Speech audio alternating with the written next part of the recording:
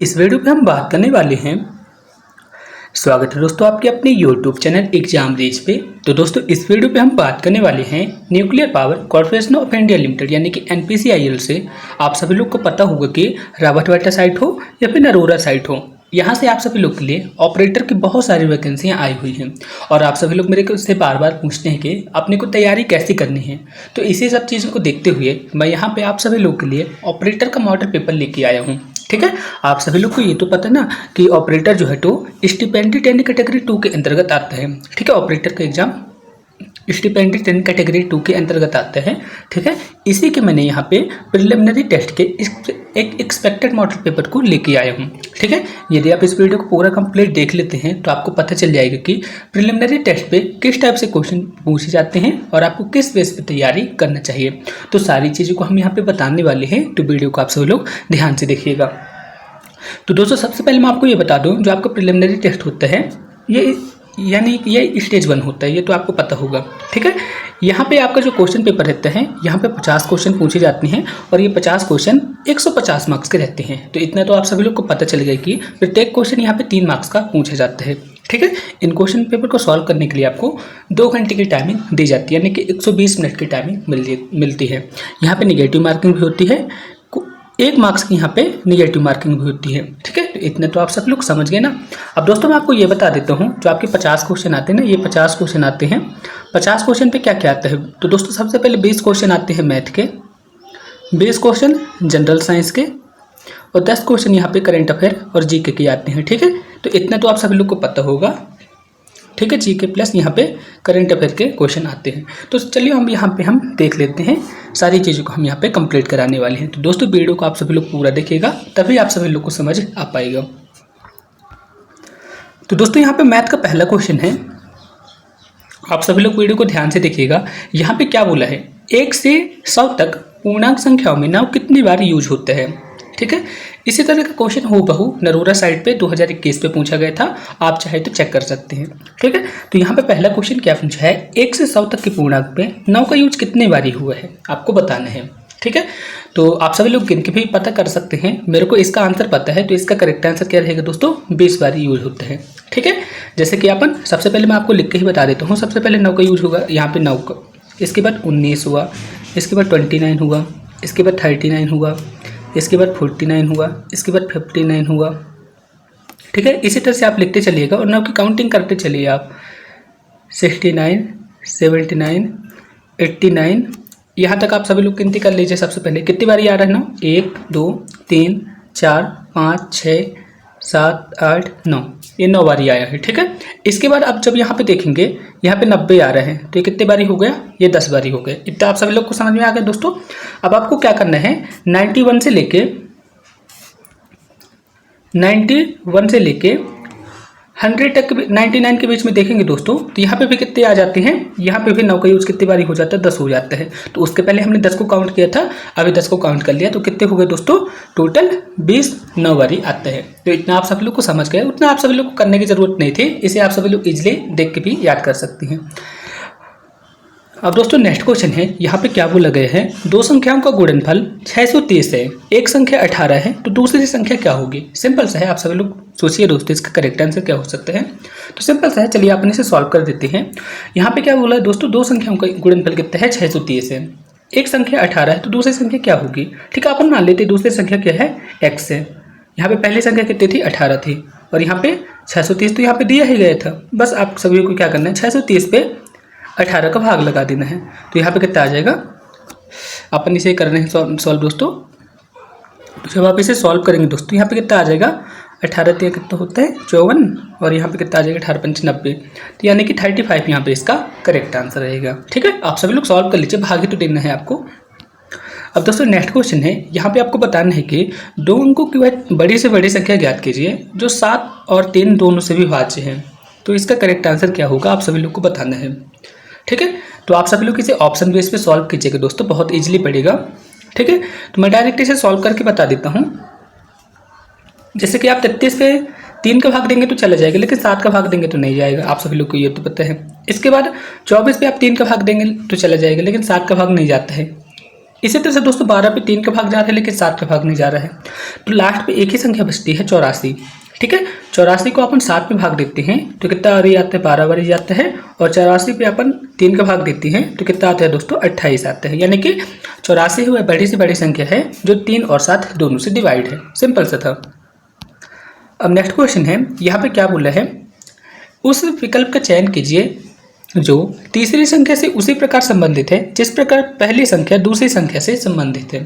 ठीक है, तो चलिए अपन इसे भी सॉल्व कर देते हैं। तो सबसे पहले अपन को क्या करना है दोस्तों, यहाँ पे 9 और यहाँ पे 86 दिया हुआ है। ठीक है, यहाँ पे 9 लिखा है और यहाँ पे 86 लिखा है। तो थोड़ा सा आप सभी लोग थोड़ा सा दिमाग लगाइए दोस्तों, यहाँ पे क्या ट्रिक लग सकती है। ठीक है, तो अपन एक ट्रिक यहाँ पे ये लगा सकते हैं दोस्तों, 9 को अपन स्क्वायर करते हैं, इसके बाद अपन 5 को जोड़ देते हैं तो कितना आ जाता है, 86 आ जाते हैं। ठीक है ना, 81 पे अपन 5 जोड़ेंगे तो 86 आ जाता है, यानी कि 86 आ जाता है। इसी तरह से अपन क्या करते हैं दोस्तों, 13 का स्क्वायर करते हैं। ठीक है, 13 का स्क्वायर कितना आ जाएगा, 169 आ जाएगा। इस पर यदि अपन 5 जोड़ देते हैं तो कितना आ जाता है, 174 आ जाता है। सिंपल सा था, आप सभी लोग को समझ में आ गए ना। अब यहाँ पे नेक्स्ट क्वेश्चन है, दो संख्याओं का योग कितना है, 7 है, उनका गुणनफल कितना है, 12 है। तो सबसे पहले अपन संख्या मान लेते हैं a प्लस बी, योग कितना है दोस्तों, 7 है, गुणनफल कितना है दोस्तों, 12 है, ये 12 आ गया। अब यहाँ पे क्या बोले, उनके व्युत्क्रम का योग, यानी कि संख्या पहले क्या थी अपनी दोस्तों, 1 थी, तो एक ए का व्युत्क्रम कितना हो जाएगा, 1/2, और बी का कितना आ जाएगा दोस्तों, 1/b। ठीक है, अब आपने को इसे सॉल्व कर देना है, तो इसका अपन एलसीएम लेंगे तो यहाँ पे a/b आ जाएगी, यहाँ पे b आ जाएगा और यहाँ पे a आ जाएगी। ठीक है, तो बस आप इसे सॉल्व कर दीजिए। a प्लस बी की वैल्यू यहाँ पे कितनी है, 7 है, और a प्लस बी की वैल्यू कितनी है, 12 है, तो 7/12 इसका करेक्ट आंसर हुआ। सिंपल से था ना। तो अब बस आप सभी लोग देख लीजिए, आपका आंसर आ चुका। अब दोस्तों नेक्स्ट क्वेश्चन है, इसे आप सभी को सॉल्व करना है, बहुत ही अच्छा क्वेश्चन है। अपने को बताना है कि इसकी वैल्यू क्या होगी। ठीक है, सिंप्लीफिकेशन का क्वेश्चन है, इसी तरह के क्वेश्चन आपके एग्जाम पे पूछे जाते हैं। तो सबसे पहले आपको क्या करना है, 104 लिखना है, ये लिख देना है। ठीक है, 1040 आपने लिख दिया। इसके बाद आपको क्या करना है दोस्तों, दशमलव के बाद कितने जीरो है, 6 बारी आपको जीरो काउंट करना है। तो हमने 6 बारी जीरो लिख दिया, सॉरी 7 बारी हो गया ये। ठीक है, हमने 6 बारी जीरो लिख दिया, तो आप उसे काट दीजिएगा दोस्तों, तो इसका करेक्ट आंसर आ जाएगा ऑप्शन सी। ठीक है, ऑप्शन सी यहाँ पे इसका करेक्ट आंसर रहेगा। सिंपल सा था, आप इसे कर ही सकते हैं। अब यहाँ पे नेक्स्ट क्वेश्चन है, आप सभी लोग इसे सॉल्व कीजिएगा दोस्तों, बहुत ही अच्छा क्वेश्चन है। सबसे पहले तो आपको इसका वर्गमूल निकालना पड़ेगा। यहाँ पे क्या है, 11,681 का आपको वर्गमूल निकालना पड़ेगा। तो कैसे निकालेंगे, आप सभी लोग थोड़ा सा दिमाग लगाइए दोस्तों। आपने 8 में ये वाली विधि को पढ़ा होगा। ठीक है ना, क्लास 8 पे आपने ये वाली विधि को पढ़ा होगा। तो बताइए, तो मैं इसे सीधे, मेरे को याद है तो मैं यहाँ पे सीधे ये कर देता हूँ दोस्तों। आप सभी लोग को क्या करना है, इसे निकालने वाले प्रोसेस आपको पता होगा कि जैसे यहाँ पे 1 आ रहा है लास्ट पे, तो किस संख्या का वर्ग करने पे लास्ट पे 1 आता है, आप सभी लोग को इस तरह से आप उसे कर सकते हैं। जैसे कि 9 पे आता है, 1 पे आता है। ठीक है, इसी तरह से यहाँ पे कितना है, 11 दिया हुआ है। ठीक है, तो कौन सी संख्या पहले आ रही है दोस्तों, तो उस तरह से आप इसे सॉल्व कर सकते हैं, आप सभी लोग को पता चल जाएगा। तो यहाँ पे इसका करेक्ट आंसर क्या आ जाएगा दोस्तों, 11,681 का इसका वर्गमूल है 41 का है। ठीक है, और यहाँ पे कितना है दोस्तों, यहाँ पे 8 तो पहले से लिखा हुआ है, तो अपन इसे जोड़ेंगे तो कितना आ जाएगा दोस्तों, 49 आ जाएगा, और 49 का वर्गमूल कितना होता है, 7 होता है। सिंपल सा था ना। अब यहाँ पे नेक्स्ट क्वेश्चन है, आपको बताना है कि इसका बहुलक क्या होगा। बहुलक यानी कि जिसकी आवृत्ति बार बार हुई हो। अब ठीक है, आप सभी लोग देखिए दोस्तों, ऐसा कौन सा डाटा है जिसकी आवृत्ति बार बार हुई है। ठीक है, तो सबसे पहले अपन क्या करते हैं, इसे काउंट कर लेते हैं। ठीक है, तो सबसे पहले आपको क्या करना है दोस्तों, जो सबसे छोटी संख्या होगी उसे क्रम से लिखते चलना है। जैसे कि सबसे छोटी उससे भी बड़ी बड़ी बड़ी ऐसा करके आपको लिखते चलना है। ठीक है, तो मैं सीधे इसे काउंट कर लेता हूँ दोस्तों, आप सभी लोग करते रहिएगा। जैसे यहाँ पे 26 एक बारी आ गया, फिर 26 2 बारी आ गया, फिर 26 3 बारी आ गया। तो आप यहाँ पे देख सकते हैं जो 26 है ना, 3 बारी आ रहा है, तो यही इसका बहुलक होगा। ऑप्शन डी यहाँ पे इसका परफेक्ट आंसर हुआ। अब दोस्तों नेक्स्ट क्वेश्चन है, आपको बताना है कि ए की वैल्यू कितनी है, 2 है, बी की वैल्यू कितनी है, 3 है। तो आपको बताना है 2a + b + 2b के इसका वैल्यू क्या होगी, आपको बताना है। तो आपको क्या करना है दोस्तों, आपको सिंपली यहाँ पे मान रख देना है, आपका आंसर आ जाएगा। ठीक है, तो सबसे पहले अपन यहाँ पे क्या करते हैं, इसे सॉल्व भी कर देते हैं। यहाँ पे हमने 2 लिख दिया, ए की वैल्यू कितनी थी दोस्तों, 2 थी। सॉरी, यहाँ पे फिर से कर देता हूँ, यहाँ पे 2 लिख दिया मैंने। इसके बाद ए की वैल्यू कितनी थी, 2 थी। बी की वैल्यू कितनी थी, 3 थी। और यहाँ पे कितना है, 2b। बी की वैल्यू कितनी है दोस्तों, 3 है। तो बस आप इसे सॉल्व कर दीजिए, आपका आंसर आ जाएगा। 3 2 कितना हो गया दोस्तों, 5। और इसके बाद 2 3 6 हो गया। इसके बाद आप यहाँ पे कोष्टक लगा दीजिए। अब यहाँ पे कितना आ जाएगा दोस्तों, 5 6 11। 11 में 2 का अपन गुणा कर देते हैं तो कितना आ जाता है, 22 आ जाता है। तो ऑप्शन सी यहाँ पे इसका परफेक्ट आंसर हुआ। समझ में आ गए ना दोस्तों। अब यहाँ पे नेक्स्ट क्वेश्चन है, रमेश एक रेडियो 500 रुपये में खरीद कर उसे 250 में बेचता है, तो उसका हानि प्रतिशत आपको ज्ञात करना है। ठीक है दोस्तों, यहाँ पे मैं प्रिलिमिनरी टेस्ट के पेपर को सॉल्व करा रहा हूँ। तो कुछ इसी तरह के आपके एग्जाम पे क्वेश्चन पूछे जाते हैं। यहाँ पे आपके फिजिक्स केमिस्ट्री के न्यूमेरिकल क्वेश्चन वगैरह नहीं पूछे जाते हैं। मैथ के बेस क्वेश्चन रहते हैं, साइंस के बेस क्वेश्चन रहते हैं, और 10 करंट अफेयर और जीके के क्वेश्चन पूछे जाते हैं। ठीक है, तो उसी बेसिस पर मैं यहाँ पे डिस्कस कर रहा हूँ। तो दोस्तों आप सब लोग इस क्वेश्चन पे देखेंगे, 500 रुपये में खरीद के 250 रुपये में बेच देते हैं। तो आप सब लोग सीधे सीधे देख रहे हैं, यहाँ पे 50% की हानि हो रही है। आप ही बताइए दोस्तों, आप किसी सामान को 2 रुपये में खरीदते हैं और किसी को, सामने वाले को 1 रुपये में बेच देते हैं, तो हानि कितने परसेंट की हुई, 50% की हो गई ना। ठीक है, यदि आप 2 रुपये के सामान को 4 रुपये में बेचते हैं तो अब आपका प्रॉफिट कितना हो जाएगा, आप सभी लोग खुद बताइए। 100% का हो जाएगा। इसी तरह से आपको यहाँ पे सॉल्व करना था। ठीक है, तो यहाँ पे कितना इसका करेक्ट आंसर आ जाएगा दोस्तों, ऑप्शन ए यहाँ पे इसका करेक्ट आंसर रहेगा। यदि आप इसे विधिवत सॉल्व करना चाहते हैं तो मैं आपको ये भी बता देता हूँ, कोई दिक्कत वाली बात नहीं है। ठीक है, यहाँ पे आप यहाँ पे देखेंगे 500 रुपये में खरीद के 250 रुपये में बेचता है। तो यहाँ पे जब आप इनका अंतर लेंगे तो यहाँ पे हानि कितनी हो रही है दोस्तों, 250 रुपये की हानि हो रही है। ठीक है, क्रय मूल्य यहाँ पे कितना था, 500 रुपये का था। और आप इसे क्या करना है दोस्तों, आप इसे यहाँ पे 100 पे मल्टीप्लाई कर दीजिए, आपका आंसर आ जाएगा। तो आप यहाँ पे देखेंगे दोस्तों, ठीक है, तो अपन इसे सॉल्व कर रहे हैं। तो यहाँ पे कितना आ जाएगा दोस्तों, सीधे 250 से ही भाग दे देते हैं। एक बारी में जाएगा या 2 बारी में जाएगा। ठीक है, इसी तरह से आप 100 पे 2 का भाग दे देंगे तो यहाँ पे 50 आंसर आ जाएगा। कुछ इसी तरह से आपको सॉल्व करना था, मैंने आपको बता दिया, बाकी आप सभी लोग समझदार हैं। अब दोस्तों नेक्स्ट क्वेश्चन है, एक पंचभुज में आंतरिक कोण कितने होते हैं। यहाँ पे पंचभुज बोला है। ठीक है, कुछ इस तरह से रहता है दोस्तों, आप सभी लोग इसे बना लीजिएगा। 1 हो गया, 2 हो गया, 3 हो गए, 4 हो गए, कुछ इस तरह से आपका पंचभुज रहता है। ठीक है, तो आपको बताना है कि इनके आंतरिक कोण कितने होते हैं। तो आप गिनती कर लीजिए, 5 ही रहेगा ना, जब 5 भुज आए तो 5 ही आंतरिक कोण रहेंगे, सिंपल सा था। तो ऑप्शन सी यहाँ पे इसका करेक्ट आंसर हुआ। नेक्स्ट क्वेश्चन है, 40 डिग्री का पूरक मान क्या होगा। आपको बताना है कि जो 40 डिग्री एंगल है इसका कॉम्प्लीमेंट्री एंगल कितना होगा।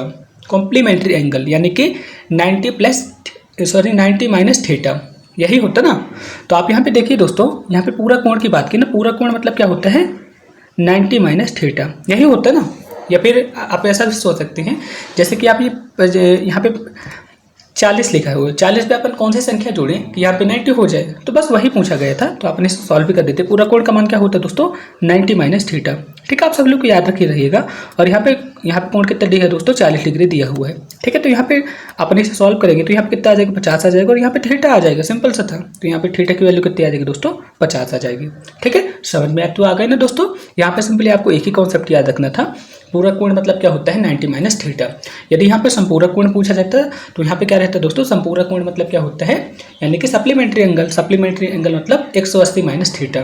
ठीक है, तो यदि यहाँ पे संपूरक कोण पूछता है तो यहाँ पे कितना आ जाता है, 140 आ जाता है इसका करेक्ट आंसर। ठीक है, लेकिन यहाँ पे पूरक कोण पूछा है तो पूरक कोण की वैल्यू यहाँ पे कितनी आ जाएगी, 50 आ जाएगी।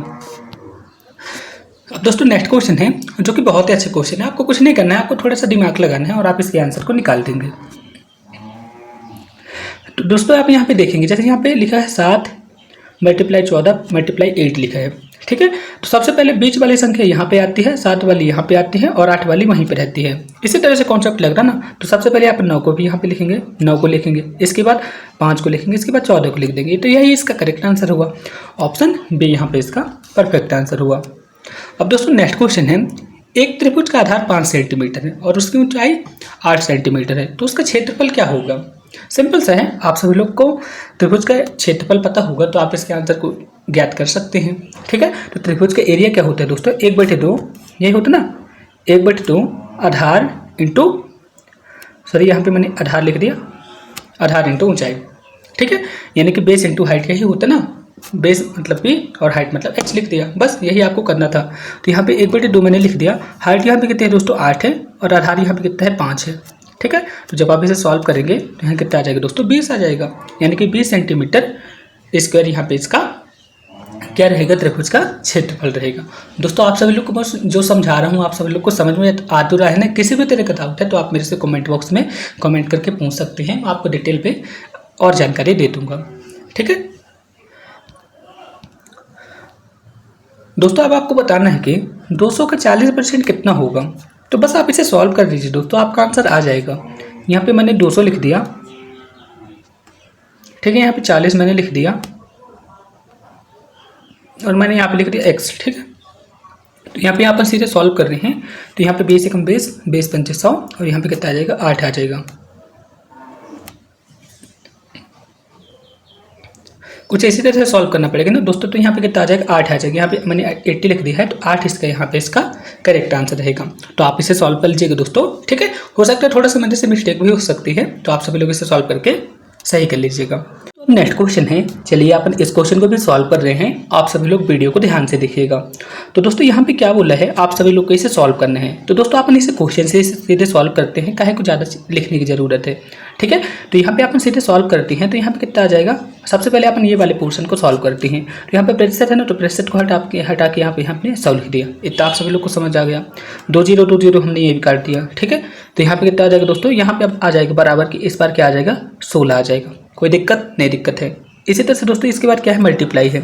इसके बाद यहाँ पे क्या लिखा दोस्तों 84 सॉरी दोस्तों गलती हो गई थी, तो मैं यहाँ पे लिख दिया फिर से। यहाँ पे कितना आ जाएगा दोस्तों, यहाँ पे आ जाएगा, इसे जब सॉल्व करेंगे तो 16 आ जाएगा। इसके बाद मैंने मल्टीप्लाई लिख दिया।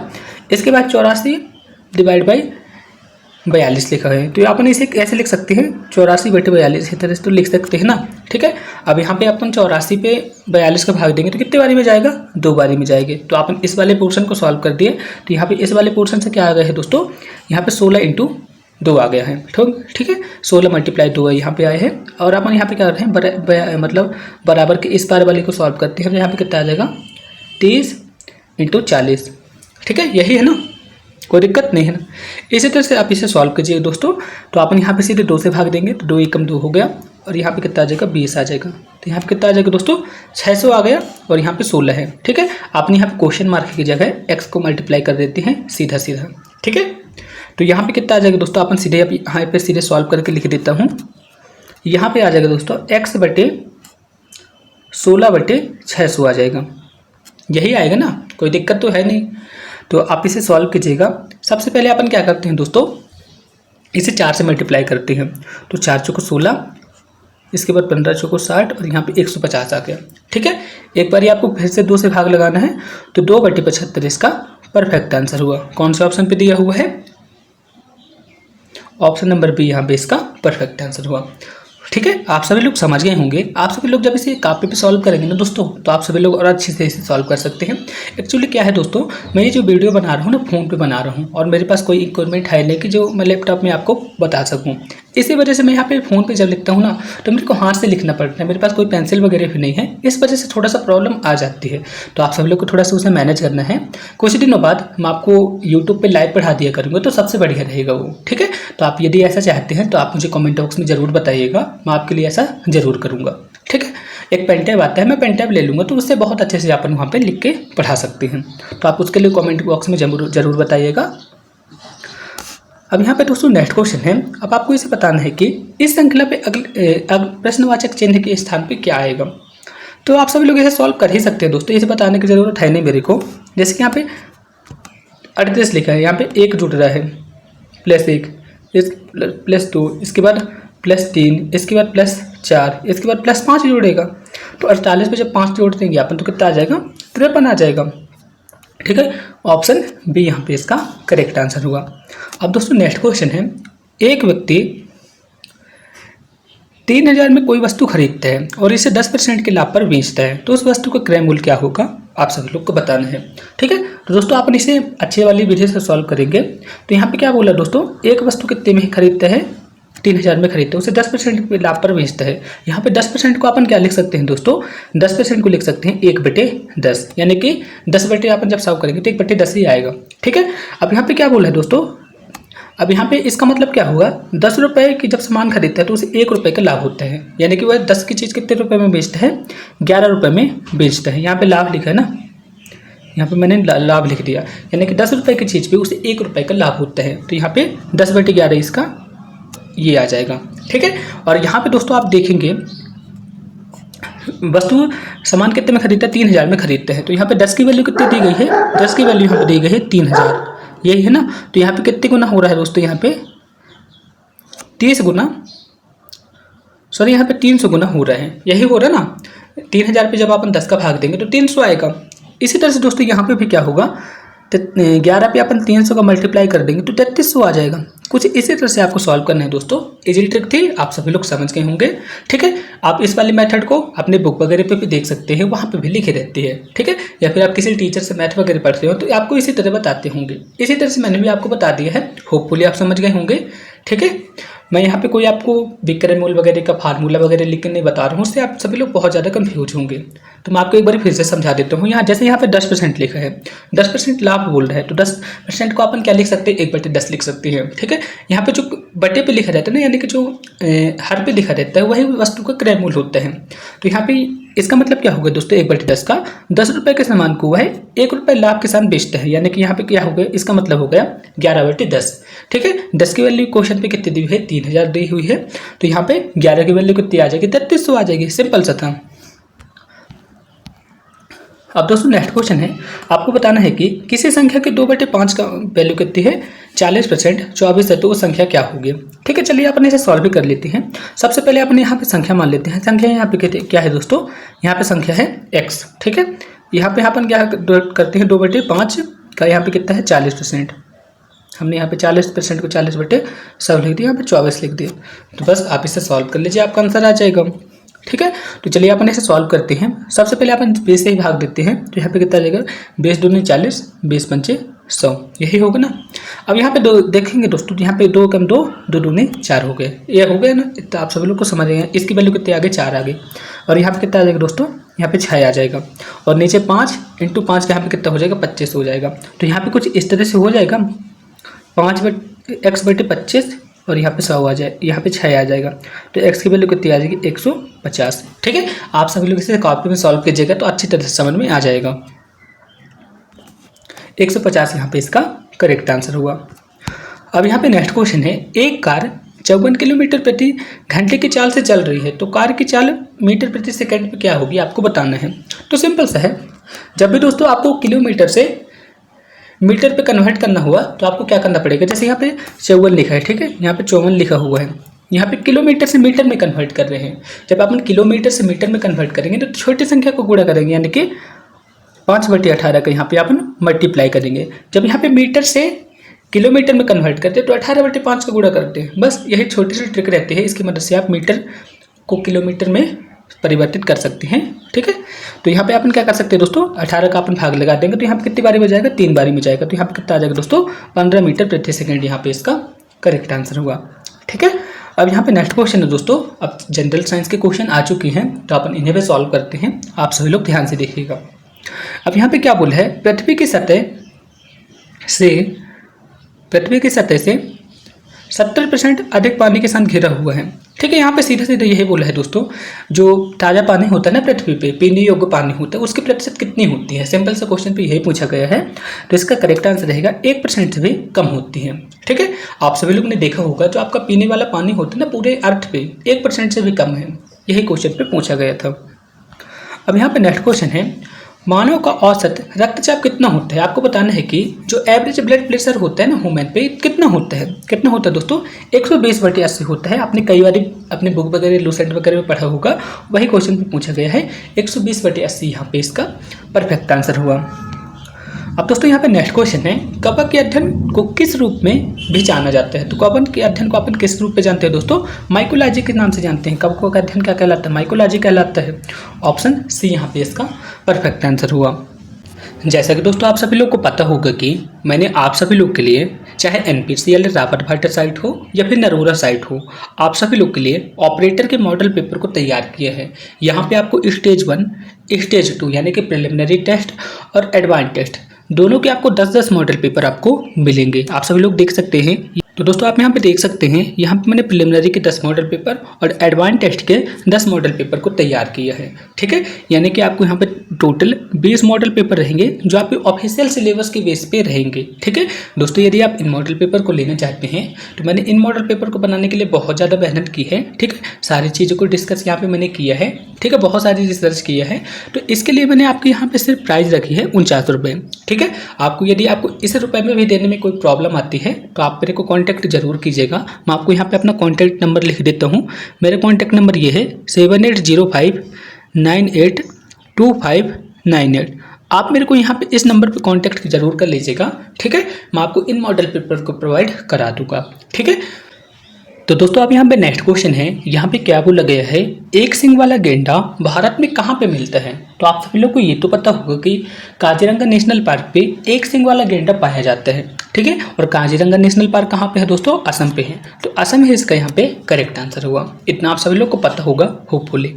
अब यहाँ पे दोस्तों नेक्स्ट क्वेश्चन है, अब यहाँ पे क्या बोला है, आरएनए का पूर्ण रूप क्या है, यानी कि आरएनए का फुल फॉर्म क्या है, आपको ये बताना है। ठीक है, तो यहाँ पे क्या होगा दोस्तों, आरएनए का full form ribo nucleic acid. ठीक है, तो कौन सा ऑप्शन पे दिया हुआ है दोस्तों, ऑप्शन सी यहाँ पे इसका परफेक्ट आंसर हुआ। आप सभी लोग देख सकते हैं। अब यहाँ पे नेक्स्ट क्वेश्चन है, मलेरिया द्वारा कौन सा अंग प्रभावित होता है। तो आप सभी लोग को ये तो पता होगा, मलेरिया जब हो जाता है ना तो अपना स्प्लिन प्रभावित होता है। ठीक है, ऑप्शन डी यहाँ पे इसका परफेक्ट आंसर हुआ। अब यहाँ पे नेक्स्ट क्वेश्चन है, किसी वस्तु को गति में लाने के लिए उसे धक्का देना या खींचना क्या कहलाता है। तो किसी वस्तु को गति में लाने के लिए उसे धक्का देना या फिर खींचना, अपन जब उसे पे बल लगाते हैं तो वही कहलाता है ना। तो ऑप्शन बी यहाँ पे इसका परफेक्ट आंसर हुआ। नेक्स्ट क्वेश्चन है, भारत का पहला स्वदेशी सुपर कंप्यूटर कौन सा है। तो मैं आपको बता दूं दोस्तों, इसका परफेक्ट आंसर रहेगा परम 8000। ये इसका परफेक्ट आंसर हुआ। परम 8000 भारत का पहला स्वदेशी सुपर कंप्यूटर था। अब दोस्तों नेक्स्ट क्वेश्चन है, आपको बताना है कि निम्न में से कौन सा ध्वनि प्रदूषण का प्रभाव नहीं है। तो दोस्तों आपको ये तो पता होगा कि ध्वनि प्रदूषण से कौन सा प्रभावित नहीं होता दोस्तों, त्वचा रोग नहीं होता है। ध्वनि से त्वचा थोड़ी प्रभावित होगी ना, वही क्वेश्चन पे पूछा गया था। अब यहाँ पे दोस्तों नेक्स्ट क्वेश्चन है, दोपहर 12 बजे इंद्रधनुष किस दिशा में देखा जाता है। तो दोस्तों सबसे ट्रिकी क्वेश्चन है, 12 बजे तो इंद्रधनुष कभी बन ही नहीं सकते हैं। ठीक है, क्योंकि 12 बजे जो सूरज होता है ना, सूरज जस्ट ऊपर रहता है, इसी वजह से बन ही नहीं सकते हैं। तो यहाँ पे क्या होगा इसका आंसर दोस्तों, ऑप्शन डी यहाँ पे इसका करेक्ट आंसर हुआ। नेक्स्ट क्वेश्चन है, आधुनिक आवर्त सारणी में पहला तत्व कौन सा है। बताइए दोस्तों, हाइड्रोजन को आप वहाँ पे से निकाल लीजिए। तो इसके बाद क्या आता है दोस्तों, हाइड्रोजन के बाद क्या आता है, बताइए, लिथियम आता है। ऑप्शन बी यहाँ पे इसका करेक्ट आंसर होगा। ठीक है दोस्तों, आप सभी लोग मैं भी जब भी पूछा करूँगा आप मेरे को वीडियो पे कमेंट करते करिएगा। इससे क्या होगा, आप सभी लोग को रिवीजन हो जाएगा, और जब भी आप इस वीडियो को नेक्स्ट टाइम पे देखेंगे तो आपकी पूरी वीडियो याद रहेगी कि किस टाइप पे कौन सा क्वेश्चन पूछा गया था, कौन सा क्वेश्चन पे क्या है। जब आपको इस तरह से याद हो जाता है ना, तो आप मान के चलिए आप बहुत अच्छा परफॉर्मेंस करेंगे एग्जाम पे। अब यहाँ पे दोस्तों नेक्स्ट क्वेश्चन है, जंतु कोशिका में क्या नहीं होती है। बताइए दोस्तों, तो जंतु कोशिका में जो होता है ना, कोशिका भित्ति नहीं होती है, आप सभी लोग बचपन से पता होगा। ठीक है, ऑप्शन ए यहाँ पे इसका करेक्ट आंसर होगा। अब नेक्स्ट क्वेश्चन है, लोहे पे जंग लगना निम्न में से किसका उदाहरण है। तो लोहे पे जंग लगना रासायनिक परिवर्तन हुआ। ऑप्शन डी यहाँ पे इसका करेक्ट आंसर हुआ। ठीक है, अब दोस्तों नेक्स्ट क्वेश्चन है, न्यूनतम 40 डिग्री सेंटीग्रेड और यहाँ पे फ़ारेनहाइट के बराबर है। क्वेश्चन पे यही बोला गया है कि सेंटीग्रेड और फ़ारेनहाइट किस तापमान पर बराबर होते हैं। तो आप सभी लोग को कई बार मैंने आपको बताया है ना, यहाँ पे -40 डिग्री यहाँ पे इसका करेक्ट आंसर रहेगा, यानी कि 40 डिग्री सेंटीग्रेड बराबर -40 डिग्री फ़ारेनहाइट, यही उसका इसका करेक्ट आंसर। अब नेक्स्ट क्वेश्चन है, प्राकृतिक गैस का मुख्य घटक क्या होता है। तो प्राकृतिक गैस का मुख्य घटक क्या होता है दोस्तों, आप सभी लोग बताइए, मीथेन होता है। ऑप्शन बी यहाँ पे इसका परफेक्ट आंसर हुआ। अब यहाँ पे नेक्स्ट क्वेश्चन है, सामान्य मनुष्य के लिए ध्वनि सहने योग्य सीमा क्या है। तो सामान्य मनुष्य के लिए ध्वनि के सहने की सीमा कितने होते हैं दोस्तों, 150 डेसिबल। ठीक है, ऑप्शन सी यहाँ पे इसका करेक्ट आंसर हुआ। नेक्स्ट क्वेश्चन है, ओजोन सतह संरक्षण संबंधी अंतर्राष्ट्रीय दिवस कब मनाया जाता है। तो यानी कि क्वेश्चन पे यही पूछा गया है कि ओजोन दिवस कब मनाया जाता है। तो आप सभी लोग को ये तो पता होगा कि 16 सितंबर को हर साल ओजोन दिवस मनाया जाता है। ऑप्शन ए यहाँ पे इसका करेक्ट आंसर हुआ। नेक्स्ट क्वेश्चन है, निम्नलिखित में से कौन नवीकरणीय ऊर्जा स्रोत नहीं है? नवीकरणीय ऊर्जा स्रोत नहीं है, तो आप देखेंगे दोस्तों यहाँ पे कोयला लिखा है। कोयला तो अनवीकरणीय हुआ, ठीक है, यानी कि अपन एक बार यूज होने के बाद इसे अपन दोबारा यूज नहीं कर सकते हैं, तो कोयला इसका यहाँ पे करेक्ट आंसर हुआ। नेक्स्ट क्वेश्चन है, वह धातु कौन सी है जो सुगमतापूर्वक चाकू से काटी जा सकती है? तो चाकू से काटी जाने वाली धातु कौन सी है? सोडियम, आपने कई बार पढ़ा होगा। तो यहाँ पे क्या इसका आंसर है कि दोस्तों सोडियम, ऑप्शन ए यहाँ पे इसका करेक्ट आंसर होगा। नेक्स्ट क्वेश्चन है, सोना का संकेत क्या होता है दोस्तों? सोना का संकेत होता है AU, ठीक है। अपन को सोना को किससे दर्शाते हैं? AU से दर्शाते हैं। नेक्स्ट क्वेश्चन है, नाभिकीय रिएक्टर पे ईंधन के रूप में क्या कार्य करता है? तो नाभिकीय जो रिएक्टर होता है ना, जिसकी अपन तैयारी कर रहे हैं, NPCIL हो गया या फिर बार्क हो गया, या कोई भी जो डिपार्टमेंट ऑफ एटॉमिक एनर्जी के सब्सिडरीज हैं, उस पर अपन किसका यूज करते हैं? यूरेनियम का ही यूज करते हैं ना, कोयला वगैरह तो यूज कर नहीं सकते हैं ना, तो यूरेनियम यहाँ पे इसका करेक्ट आंसर होगा। नेक्स्ट क्वेश्चन है, नागरहोल राष्ट्रीय उद्यान किस राज्य पे स्थित है? तो नागरहोल राष्ट्रीय उद्यान यानी कि नागरहोल नेशनल पार्क कहाँ पे है? कर्नाटक पे है, ठीक है। ऑप्शन ए यहाँ पे इसका करेक्ट आंसर हुआ। दोस्तों अब नेक्स्ट क्वेश्चन है जो कि जीके और करंट अफेयर के क्वेश्चन है। यहाँ पे क्या बोला गया है, विजयनगर साम्राज्य की राजधानी क्या थी? तो विजयनगर साम्राज्य की राजधानी क्या थी दोस्तों, मैं आपको बता देता हूँ। तो इसका करेक्ट आंसर रहेगा विजयनगर साम्राज्य की राजधानी थी हम्पी। थोड़ा सा हिस्ट्री के क्वेश्चन को भी मैंने उठा लिया है कि कभी कभी पूछ लेता है, इसी बेसिस पे मैं यहाँ पे बना दिया हूँ, ठीक है। अब यहाँ पे दोस्तों नेक्स्ट क्वेश्चन है, कर्क रेखा भारत के निम्नलिखित में से किस राज्य से होकर नहीं गुजरती है? तो कर्क रेखा जो है ना, तो कहाँ से होकर नहीं गुजरती है दोस्तों? आप सभी लोग को तो ये तो पता है ना कि कर्क रेखा इंडिया को बीचों बीच से होकर गुजरती है। और कहाँ कहाँ से गुजरती है? सबसे पहले गुजरात से गुजरेगी, मध्य प्रदेश हो गया, छत्तीसगढ़ हो गया, झारखंड हो गया, वेस्ट बंगाल हो गया, त्रिपुरा हो गया, मिजोरम हो गया, ठीक है। यहाँ से कर्क रेखा गुजरती है। लेकिन दोस्तों आप यहाँ पे पाएंगे कि मैंने यहाँ पे उड़ीसा का नाम नहीं लिया है, क्योंकि उड़ीसा से होकर गुजरती ही नहीं है। ऑप्शन ए यहाँ पे इसका करेक्ट आंसर हुआ, ठीक है। ऑप्शन ए यहाँ पे इसका करेक्ट आंसर हुआ। नेक्स्ट क्वेश्चन है, चाय और कॉफी किस मिट्टी में उगाई जाती हैं? तो दोस्तों चाय होती है और या फिर कॉफी होती है, लेटेराइट मिट्टी में उगाई जाती है। ऑप्शन ए यहाँ पे इसका करेक्ट आंसर हुआ। नेक्स्ट क्वेश्चन है, चंद्रयान 3 के मिशन रोवर का नाम क्या था? क्वेश्चन पे क्या बोला है, जो चंद्रयान 3 मिशन था ना, इसके रोवर का नाम क्या था? तो प्रज्ञान इसके रोवर का नाम था, ठीक है। ऑप्शन ए यहाँ पे ऑप्शन सी यहाँ पे इसका करेक्ट आंसर रहेगा, यानी कि चंद्रयान 3 मिशन के रोवर का नाम क्या था? प्रज्ञान था। अब यहाँ पे नेक्स्ट क्वेश्चन है, निम्न में से किसे G20 सम्मेलन पे 21वें सदस्य के रूप में शामिल किया गया? तो अफ्रीकी संघ होगा। ऑप्शन ए यहाँ पे इसका करेक्ट आंसर हुआ, ठीक है। आप इसे याद कर लीजिएगा, अफ्रीका संघ जो है तो G20 सम्मेलन जब इंडिया पे हुआ था ना पिछले साल, तो उसी समय 21वें देश के रूप में शामिल किया गया था, 21वें सदस्य के रूप में शामिल किया गया था अफ्रीकी संघ को। अब यहाँ पर दोस्तों नेक्स्ट क्वेश्चन है, ऑपरेशन अजय की घोषणा क्यों की गई? ऑपरेशन अजय, बताइए दोस्तों इसका करेक्ट आंसर क्या होगा?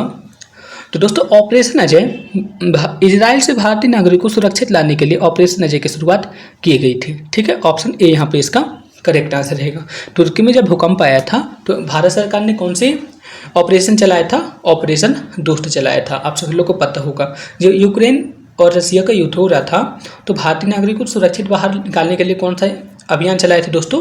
ऑपरेशन गंगा, ठीक है। आप सभी लोग नोट करके चलिएगा, सूडान से भारतीय नागरिक को सुरक्षित वापस लाने के लिए किस अभियान को चलाया गया? तो दोस्तों ऑपरेशन कावेरी, ठीक है। तो आप सभी लोग इसे नोट कर लीजिएगा, मैंने आपको जो जो बोला है। अब यहाँ पे नेक्स्ट क्वेश्चन है, चर्चा में रहा कच्चा द्वीप क्या है? तो कच्चा द्वीप क्या था दोस्तों? एक द्वीप है, ठीक है, यानी कि एक द्वीप है जिसे श्रीलंका को इंडिया सरकार ने दे दिया था। अब दोस्तों नेक्स्ट क्वेश्चन है, मनुभाकर का संबंध किस खेल से है? तो मनुभाकर का संबंध किस खेल से है दोस्तों? निशानेबाजी से है, शूटिंग से है, ठीक है। और पेरिस ओलंपिक 2024 पे इन्होंने ही भारत के लिए 2 कांस्य पदक जीता है। तो आप सभी लोग को इतना तो पता हो गया ना। तो दोस्तों आप सभी लोग मेरे को कमेंट बॉक्स में लिख के जरूर बताइएगा, मैंने आपको ये जो मॉडल पेपर बनाया है आपको कैसा लगा, क्या एग्जाम से रिलेवेंट है या फिर नहीं है, आप मेरे को कमेंट बॉक्स में जरूर बताइएगा, ठीक है। और यदि आप इस तरह के 10 मॉडल पेपर को लेना चाहते हैं, मैं यहाँ पे लिख के बता देता हूँ दोस्तों, मेरे पास इस तरह के 10 इस तरह के मेरे पास कितने हैं दोस्तों? यहाँ पे 10 प्री के मॉडल पेपर हैं और 10 एडवांस टेस्ट के मॉडल पेपर हैं। कल मैं आपको एडवांस टेस्ट की वीडियो भी प्रोवाइड करा दूंगा, जिस पे आपको पता चल जाएगा कि मैंने किस लेवल के आपके मॉडल पेपर को बनाया है। ठीक है, तो यदि आप इन मॉडल पेपर को लेना चाहते हैं तो इसके लिए आपको सिर्फ क्या करना पड़ेगा दोस्तों, सिर्फ आपको 49 रुपये पे करना पड़ेगा। 49 रुपये कुछ नहीं होता दोस्तों। ठीक है, मेरा इतना बड़ा यूट्यूब चैनल भी नहीं है दोस्तों, मेरा एक छोटा सा चैनल है, मेरे को सारी चीज़ें खुद मैनेज करना पड़ता है, इसीलिए मैंने यहाँ पे सिर्फ छोटा सा प्राइस रखा है 49 रुपये। ठीक है, इस 49 रुपये को आपको सिंपली क्या करना है, मैं आपको यहाँ पे नंबर लिख देता हूँ। आपको सिंपली क्या करना है, इस नंबर पे मेरे को भेज देना है। ठीक है, 7805982598। ठीक है, इस नंबर पे आपको क्या करना है, 49 रुपये पे करना है। इसकी स्क्रीनशॉट को व्हाट्सएप पे भेजना है, मैं आपको मॉडल पेपर वहाँ से प्रोवाइड करा दूंगा। ठीक है, तो यदि आपके पास पैसा है तो आप सभी लोग जरूर लीजिएगा दोस्तों। मैंने आप सभी लोग के इन मॉडल पेपर बनाने के लिए बहुत ज़्यादा मेहनत की है, इससे मेरी भी थोड़ी भी हेल्प मिल जाएगी, और उस हेल्प की मदद से मैं आप सभी लोग के लिए एक पेन टैब ले लूँगा, जिसकी मदद से मैं आपको लैपटॉप पे फिर पढ़ा पाऊँगा। ठीक है, तो होपफुली आप सभी लोग ज़रूर लेंगे दोस्तों। यदि आप चैनल पे नए हैं तो प्लीज़ चैनल को सब्सक्राइब करें। ठीक है, आप मेरे को इंस्टाग्राम, फेसबुक, टेलीग्राम, व्हाट्सएप सभी पे मेरे को फॉलो कर सकते हैं यदि आपकी इच्छा है तो। ठीक है, तो वीडियो कैसी लगी आप मेरे को कमेंट बॉक्स में ज़रूर बताइएगा। यदि आपको मॉडल पेपर लेना है तो मैंने आपको अपना नंबर बता दिया, आप मेरे को वहाँ पे कांटेक्ट जरूर कीजिएगा। तो फिर मिलते हैं नेक्स्ट वीडियो पे। नेक्स्ट वीडियो पे मैं आपको एडवांस टेस्ट के पेपर को डिस्कस करा दूंगा, आप उसे भी देख लीजिएगा।